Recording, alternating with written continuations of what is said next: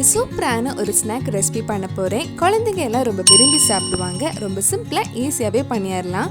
இந்த டேஸ்டியான banana cutlet எப்படி செய்கிறதுன்னு இந்த வீடியோவில் பார்க்கலாம். ஃபர்ஸ்ட் ஒரு பேனில் 2-3 டேபிள் ஸ்பூன் நெய் ஆட் பண்ணிக்கோங்க.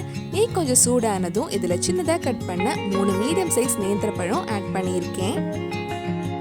இது கூட 1/4 கப் துருவன தேங்காய், கொஞ்சமாக ஏலக்காய் பொடி, 2-3 டேபிள் ஸ்பூன் சுகர் ஆட் பண்ணிக்கோங்க. சுகர் உங்கள் இனிப்புக்கு ஏற்ற மாதிரி ஆட் பண்ணலாம். நேந்திரப்பழம் ரொம்ப இனிப்பாக இருந்தால் சுகர் கொஞ்சம் கம்மியாக போதும். இதெல்லாம் சேர்த்து பழம் நல்ல கோல்டன் ப்ரௌன் கலர் ஆகிற வரைக்கும் வதக்கலாம். தேவைப்பட்டால் கொஞ்சம் நெய் ஆட் பண்ணிக்கோங்க.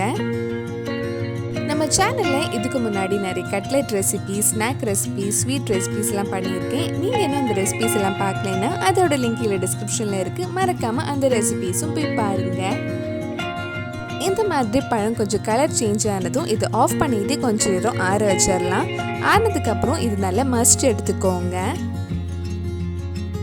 இது நல்லா மசிச்சதுக்கப்புறம் கொஞ்சமாக எடுத்து நம்ம கட்லெட் ஷேப் ரெடி பண்ணலாம். கொஞ்சம் உருண்டை பிடிச்சதுக்கு அப்புறம் இந்த மாதிரி ஷேப் பண்ணி எடுத்துக்கோங்க. இந்த மாதிரி எல்லாமே ரெடி பண்ணி எடுக்கலாம். இது ரெடி பண்ணதுக்கு அப்புறம் ஃப்ரை பண்றதுக்கு முன்னாடி கொஞ்சம் பிரெட் கிரம்ஸ்ல கோட் பண்ணி எடுக்கலாம்.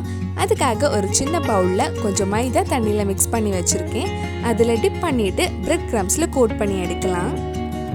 மைதால டிப் பண்ணா பிரெட் கிரம்ஸ் ஈஸியா கோட் ஆயிரும். நீங்க முட்டை சாப்பிட்றதா இருந்தா ஒரு பவுல்ல முட்டை நல்லா பீட் பண்ணதுக்கு அப்புறம் அதுல டிப் பண்ணி பிரெட் கிரம்ஸ் கோட் பண்ணலாம்.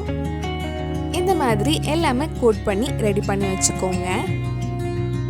உங்களுக்கு வேணும்னா இதை அப்படியே ஃப்ரிட்ஜில் வச்சு நீங்க தேவைப்படுறப்ப ஃப்ரை பண்ணி எடுக்கலாம். இது ஃப்ரை பண்றதுக்காக ஒரு கடாயில கொஞ்சம் எண்ணெய் சூடு பண்ணி வச்சிருக்கேன். எண்ணெய் சூடானதும் நம்ம கொஞ்சம் கொஞ்சமா ஃப்ரை பண்ணி எடுக்கலாம். லோ டு மீடியம் ஃப்ளேமில் வச்சுக்கோங்க. ரொம்ப ஃப்ரை பண்ண வேண்டாம். லைட்டாக கொஞ்சம் கோல்டன் கலர் ஆனதும் நம்ம எடுத்துடலாம். ஒரு சைடு ஃப்ரை ஆனதும் மெதுவாக திருப்பி போட்டு இன்னொரு சைடும் ஃப்ரை பண்ணி எடுத்துக்கோங்க. இதே மாதிரி நல்ல கோல்டன் கலர் ஆனதும் எடுத்துடலாம். இதே மாதிரி மிச்சம் இருக்கிற கட்லெட்டும் ஃப்ரை பண்ணி எடுக்கலாம். ரொம்ப டேஸ்டியாக கிறிஸ்பியான பனானா கட்லெட் ரெடி ஆயிடுச்சு. கண்டிப்பாக நீங்களும் இந்த ஸ்நாக் ரெசிபி உங்கள் வீட்டில் செஞ்சு பாருங்க. பிடிச்சிருந்தா இந்த வீடியோவை லைக் பண்ணுங்க, உங்கள் ஃப்ரெண்ட்ஸ் அண்ட் ஃபேமிலிக்கு ஷேர் பண்ணுங்க.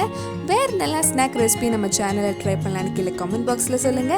நீங்கள் இன்னும் என்னோட சேனலை சப்ஸ்கிரைப் பண்ணலைன்னா மறக்காம சேனலையும் சப்ஸ்கிரைப் பண்ணுங்க.